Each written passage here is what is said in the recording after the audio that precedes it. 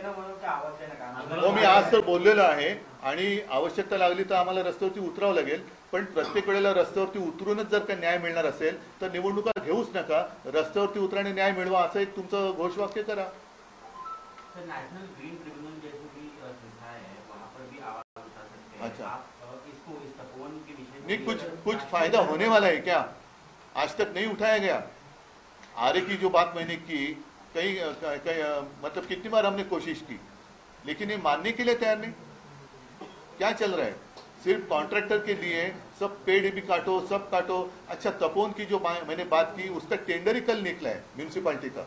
वहाँ convention hall और सारी चीजें बनाने वाले हैं. इसका मतलब यही है कि एक जो कहावत है मुंह में राम और बगल में छुरी, उसको थोड़ा बदली करना होगा. मुंह में राम और बगल में Adani. Finance minister Ajit Pawar openly अपने बयान दे रहे हैं कि मेरे पास फंड्स है, आप मुझे वोट दो, मैं आपको फंड दूंगा. वही तो मैं कह रहा हूँ ना, अजीत पवार जो फाइनेंस मिनिस्टर है उनको उप मुख्यमंत्री में नहीं मानता, क्योंकि वो संवैधानिक पद है नहीं. अर्थमंत्री कहते हैं कि मेरे पास तिजोरी है. चंद्रकांत पाटिल कहते हैं कि तिजोरी वाला मालिक तो हमारे पास है. दूसरा दाढ़ी वाला वो तो खुजाते बैठा है दाढ़ी अपनी, तो उसके हाथ में क्या है वही उसको पता नहीं चल रहा है. पैसे की इतनी मस्ती आज तक महाराष्ट्र ने कभी देखी नहीं थी. तो ये सब खेल चल रहा है और लोगों की जो व्यथा है वो समझने के लिए इनके पास समय नहीं है.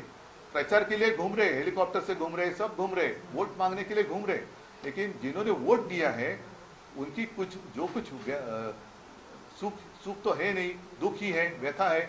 उसके बारे में क्या है? मैं खुद जाकर आया, ये क्यों नहीं जा रहे? जैसे मैं जाकर किसानों में बैठा, इनमें से किसी की हिम्मत क्यों नहीं होती जाकर वहां बैठने की? महायुतीचे सर्व नेते प्रचारात असताना महाविकास आघाडीतले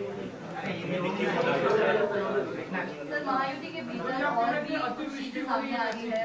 भारतीय जनता पार्टी और शिवसेना के एकनाथ शिंदे के ग्रुप के नेता एक दूसरे के कुछ स्कैम्स एक्सपोज कर रहे हैं. संतोष बांगर ने 50 करोड़ लिए, उसके साथ नीलेश. क्या कार्रवाई कौन करेगा?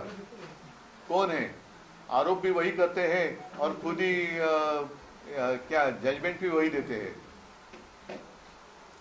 फिर कोर्ट का काम क्या है? तो बीजेपी के प्रदेश मुखिया कह रहे हैं कि 2 दिसंबर तक हमें युति कायम रखनी है, उसके बाद हम जवाब देंगे. क्या मतलब यूज एंड थ्रो?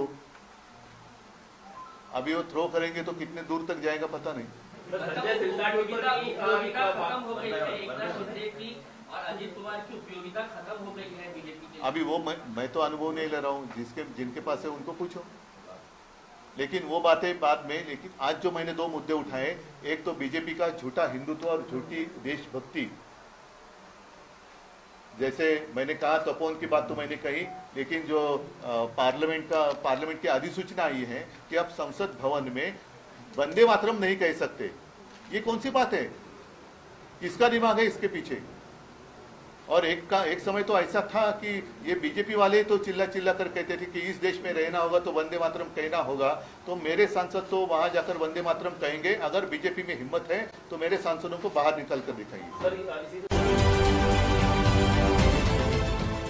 देश विदेशातील प्रत्येक घडामोडींचे लाईव्ह अपडेट मिळवण्यासाठी आता साम टीव्हीच्या सर्व सोशल मीडिया प्लॅटफॉर्मला लाईक, फॉलो आणि सबस्क्राईब करा. तसंच सर्व नोटिफिकेशनसाठी बेल आयकॉन प्रेस करायला विसरू नका.